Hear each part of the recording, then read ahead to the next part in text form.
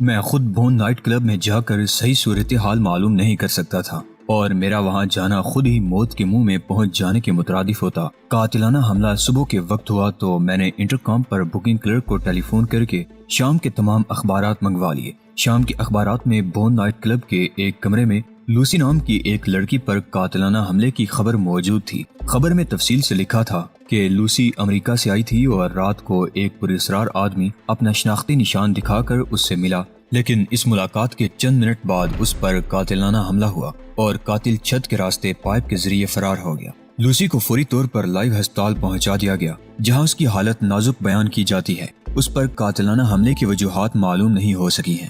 یہ مختصر خبر میرے لیے بہت اہم تھی، گویا لائیو ہسپتال سے لوسی کا پتہ چل سکتا تھا۔ میں نے اگلے روز صبح لائیو ہسپتال جانے کا فیصلہ کر لیا۔ ابھی میں سونے کی تیاری کر رہا تھا کہ فون کی گھنٹی بج اٹھی۔ میں نے ریسیور اٹھایا۔ سر، پیرس کے مسٹر توقیر کے لیے جیریلی کی کال ہے۔ ایک سریلی آواز مجھ سے مخاطب تھی۔ یہ ٹیلی فون آپریٹر تھی۔ جیریلی کا نام سنتے ہی میرے سینے میں میرا دل دھڑکنے لگا۔ عجیب لڑکی تھی، اپنے آپ کو میرے نام منسوب کر کے اب میری راہوں میں اپنا پیار، اپنی محبت نچھاور کر رہی تھی۔ میرے لیے بے چین رہنے لگی تھی۔ اس کا باپ ایک بدنام زمانہ تنظیم کا اعلیٰ عہدیدار تھا، مگر اسے کچھ خبر نہیں تھی۔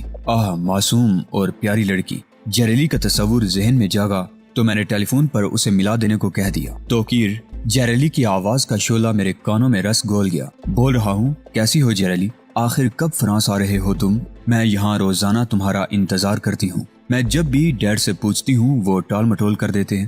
میں نے جرمن میں ان کے بزنس پارٹنر مسٹر ہیرالڈ کا ٹیلی فون نمبر چرا لیا اور اسے رنگ کر کے تمہارا ایڈریس لے لیا۔ کیا بات ہے، کیا مجھے بھول گئے ہو؟ اچھی مفاہمت کروائی ہے ڈیڈی نے۔ تمہاری صورت تک دیکھنے کو ترس گئی ہوں۔ کل تو ڈیڈی نے مجھے ڈرا ہی دیا تھا، کہہ رہے تھے کہ اگر مزید 4-5 روز توقیر پیرس نہ آ سکا تو پھر شاید اس سے کبھی تمہاری ملاقات نہ ہو سکے گی، کیونکہ اس سے یہ نتیجہ اخذ کیا جائے گا کہ وہ اپنی آزمائش میں ناکام ہو چکا ہے۔ میں اپنی آزمائش میں کامیاب ہو چکا ہوں، لیکن اپنی جان کو عذاب میں ڈالنے کے بعد، اور یہ سب کچھ میں نے تمہارے لیے کیا ہے۔ اوفو، لیکن تم یہاں کب آ رہے ہو؟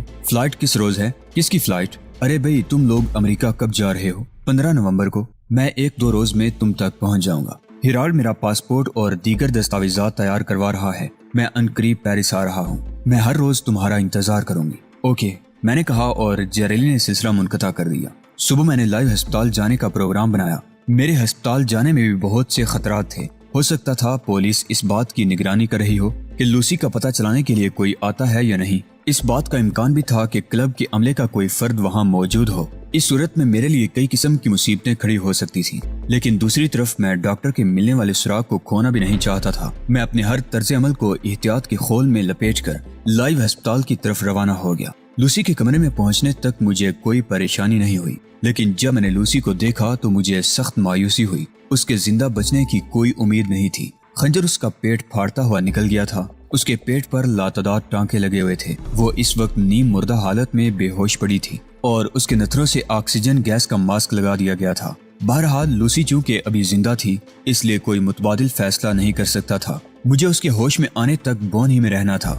ہسپتال سے نکلا تو طبیعت بوجھل سی ہو رہی تھی اور دماغ وسوسوں کی اماجگاہ بن گیا تھا۔ پھول جیسی لوسی کو سنگ دل قاتل نے کیسی بے دردی سے موت کی دہلیز پر پہنچا دیا تھا۔ غالباً اس کے سینے میں دل تھا ہی نہیں۔ اسے اس حسین اور نازک بدن لڑکی پر ذرا ترس نہ آیا۔ تنظیم نے کسی وحشی کو ان کے عقب میں روانہ کر دیا تھا۔ آخر ایک خنجر زن کو اس مشن پر بھیجنے کی کیا ضرورت تھی؟ میں انہی سوچوں میں گم ہسپتال کے کوریڈور میں چلا جا رہا تھا کہ ایک تیز دار شے میری پسلیوں سے چھونے لگی اور اس کا دباؤ لمحہ بہ لمحہ بڑھنے لگا۔ میں بے اختیار تڑپ اٹھا، مگر مجھے مزاحمت کی مہلت نہیں مل سکی۔ 2 مضبوط ہاتھوں نے مجھے پکڑ لیا۔ پسلیوں میں اس قدر شدید درد اٹھی کہ میری گراہیں نکلنے لگی۔ وجود کو زیادہ جمش دینے کا مطلب یہ تھا کہ خنجر دستے تک میری پسلیوں میں دنس جاتا۔ میں نے بے بسی سے سر گھمایا۔ وہ مسکرا رہا تھا۔ اس کے ماتھے کے زخم کے نشان اور پیلے پیلے دانت دیکھ کر میری روح فنا ہو گئی۔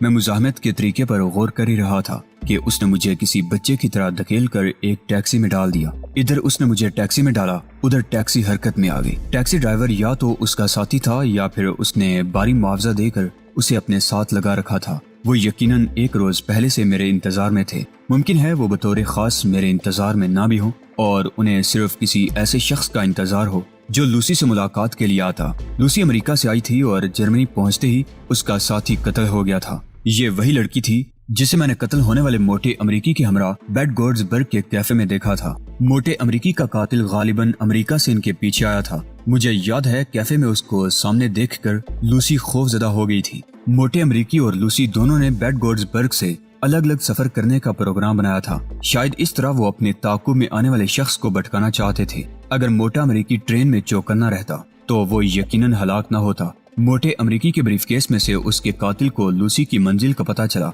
और वो लूसी के पीछे आंधी और तूफान बनकर पहुंच गया। मोटा अमरीकी मर चुका था और लूसी जिंदगी और मौत के दोराहे पर खड़ी थी। वो दोनों जिस पैगाम को चमड़े के लिफाफे में बंद करके लाए थे, वो पैगाम मेरे ज़हनो कलब पर नक्श हो चुका था। ये मैं था जिस पर डॉक्टर टी के पैगाम को आगे पहुंचाने की जिम्मेदारी आयद होती थी, मगर अब खुद मैं भी बेकार हो चुका था। टैक्सी अस्पताल से निकलकर किसी नामालूम मंजिल की तरफ उड़ी जा रही थी। मेरे सियाद के हाथ में पकड़ा हुआ खंजर मेरी दाईं पसली पर इस तरह रखा गया था कि टैक्सी के हिचकोलों के साथ साथ उसकी नोक भी अपना काम करती जा रही थी। मेरे लिए अपने वजूद को जरा सी भी जुम्बश देने का मतलब यह था कि मैं खुद ही खंजर को अपनी पसलियों में उतरवा लूं। उसने मुझे इस तरह काबू कर रखा था कि मेरे लिए उससे जान छुड़ाने का कोई भी मौका मौजूद नहीं था। मैं अपने बचाव के लिए अंधी चाल नहीं चल सकता था। जिस शख्स के नरगे में था वो कोई मामूली गुंडा नहीं था। वो यकीनन मुजरिमों के किसी बैन अक़वामी गिरोह से ताल्लुक रखता था। शायद उसी गिरोह का गुंडा जिस गिरोह में अब खुद मैं भी शामिल था। लूसी से मिलने के लिए जाने से पहले मुझे इस इम्कान को पेश नजर रखना चाहिए था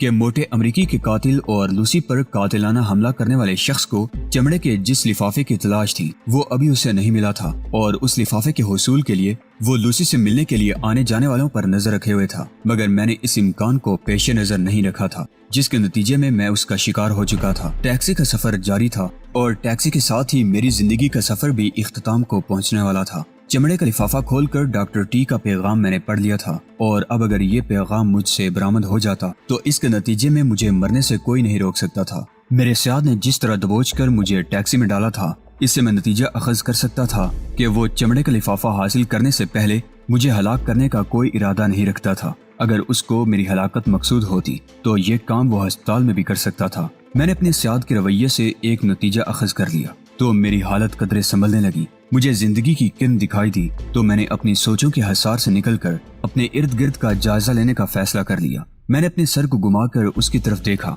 वो अब मुस्कुरा रहा था, एक बेरहम और शफ़ाक मुस्कुराहट। मैंने उसकी मुस्कुराहट का जवाब मुस्कुराहट से दिया। दरअसल मैं कल्बो ज़हन को ठंडा रखकर हालात से निपटने का फैसला कर लिया था। जिस बात से काम लेना मेरे लिए खतरनाक साबित हो सकता था, मुझे इस वक्त अकल से काम लेकर कोई चाल चलने की जरूरत थी। जब मैं उसकी शफ़ाक मुस्कुराहट के जवाब में मुस्कुराया तो उसने खंजर पर अपनी हथेली का दबाव बढ़ा दिया। मेरे हलक से बेख्तियार सिसक फूट निकली। उसने खंजर का दस्ता इंतहाई पेशा वराना महारत से पकड़ रखा था। मुझे मुस्कुराते देखकर उसने खंजर की नोक मेरी पसलियों में उतार दी थी। शायद वो मुझे ज़हनी तौर पर परेशान रखना चाहता था। क्या चाहते हो? मैंने उससे पूछ लिया। वो इसी बात का मुंतजिर था कि मैं अज खुद माइले गुफ्तगू हो जाऊं। क्या तुम जानते हो? उसका लहजा इंतहाई सर्द और ठहरा हुआ था। क्या मेरी तुमसे कोई दुश्मनी है, कोई अदावत? आखिर ये सब क्या है, क्यों है? अगर तुम समझते हो कि तुम मेरी नजरों में नहीं थे जब बेडगोर्ड्सबर्ग के रेलवे स्टेशन के बाहर कैफे में तुम लूसी और उसके मोटे साथी पर नजर रखे हुए थे, मैं ये भी जानता हूँ कि तुम ट्रेन के कंपार्टमेंट में सोए हुए नहीं थे, और तुम्हें ये भी नहीं भूलना चाहिए कि बोन नाइट क्लब में तुम मेरे पीछे आए थे। तुमसे टकरा कर क्लब से भागते हुए भी तुम्हारा चेहरा मेरी नजरों में था। तुम लूसी के पीछे अस्पताल तक ना भी आते तो भी मैं तुम्हें तलाश कर लेता कि मैं अपने कामों को निपटाए बगैर कभी वापस नहीं लौटता। उसने खंजर की नोक मेरी पसली में उतार रखी थी और बोले जा रहा था, क्या अब भी तुम नहीं समझे कि मुझे किस चीज की तलाश है? तुम जिस मुहिम पर निकले थे नाकाम रहे हो, मगर कॉमन इंटरेस्ट की मतलूबा चीज जर्मनी में तंजीम के बड़ों तक पहुंच चुकी है। मैंने अंधेरे में तीर चलाया। उसने चौंक कर मेरी तरफ देखा। उसके बाजू थराक रह गए और सर मेकानिकी अंदाज में घूम गया। वो इंतहाई गौर से मेरे चेहरे की तरफ देखने लग गया। उसका चेहरा मेरे चेहरे से फकत चंद इंच के फासले पर था। ऐसे में वो गौर से मेरी जानिब देखता हुआ बहुत अजीब सा लग रहा था। उसकी आंखों में उलझन के आसार थे और वो मुतज़ब्ज़ब सा होकर रह गया था। अंधेरे में फेंका गया मेरा तीर सही समत में जरूर गया, मगर शायद मुकम्मल तौर पर निशाने पर नहीं बैठा था। उसके खंजर की नोक बदस्तूर मेरी पसली में छेद कर रही थी और उसकी गिरफ्त में कमजोरी के आसार पैदा नहीं हुए थे। काफी देर तक शशोपंज में मुब्तला रहने के बाद वो बोला, हाँ, लूसी भी कॉमन इंटरेस्ट की एक बाइख्तियार कारकुन थी। यकीनन तुम भी उसके कारकुन हो सकते हो, मगर कॉमन इंटरेस्ट ने जो काम मुझे सौंपा है मैं उसकी तकमील खुद अपने हाथों करना पसंद करूंगा। मतलूबा चीज फकत मेरे जरिए से तंजीम के पास जाएगी। اس سے پہلے یہ چیز جن جن ہاتھوں میں جائے گی میں انہیں اگلے جہاں کا ٹکٹ جاری کرتا جاؤں گا۔ اس نے یہ سب نہایت مضبوط اور جچے تلے انداز میں کہا اور مسکرانے لگا، گویا اندھیرے میں پھینکا ہوا میرا تیر اس نے خود میری طرف لوٹا دیا تھا۔ لیکن تم یوں اوٹ پٹانگ حرکتیں کر کے اپنی ناکامی کا داغ نہیں دھو سکتے، تمہیں چیف کے اور پیٹرسن کے سامنے جواب دہ ہونا پڑے گا۔ میں نے گویا دوسرا تیر چلایا، میں نہ چیف کے سامنے جواب دہ ہوں اور نہ پیٹرسن کے، ان کے سامنے صرف روبس جواب دہ ہے اور میرا کام فقط روبس کے احکامات کی تعمیل ہے۔ میں اپنے کاموں کی انجام دہی کرتے وقت بہت دور تک دیکھنے کا عادی نہیں ہوں۔ یہ گویا اس کا رد عمل تھا۔ اگر تمہارا تعلق فی الواقع کامن انٹرسٹ سے ہے تو میرے ہاتھوں مرنے کے بجائے مطلوبہ چیز میرے حوالے کر دو۔ میں تمہیں قتل کرنے سے پہلے اپنے ذرائع سے اس بات کی تصدیق کر لوں گا کہ تم ہمارے اپنے آدمی ہو یا نہیں ہو۔ تنظیم کے رکن نکلے تو تمہیں مجھ سے شکوہ نہیں کرنا چاہیے، اور اگر تمہارا تنظیم کے ساتھ ایسا ہی تعلق ہے جیسا لوسی کا تھا تو اس صورت میں بھی تمہیں ایک فائدہ ضرور حاصل ہو جائے گا، تمہاری موت مؤخر ہو جائے گی۔ اس کا لہجہ انتہائی سنگ دلانہ اور چڑھا دینے والا تھا، مگر میں نے اپنے آپ پر قابو رکھا۔ میں نے سوچا کہ جہاں کہیں ٹیکسی میں سے مجھے اتارا جائے گا میں وہاں اس بدماش سے نمٹنے کی کوشش کروں گا۔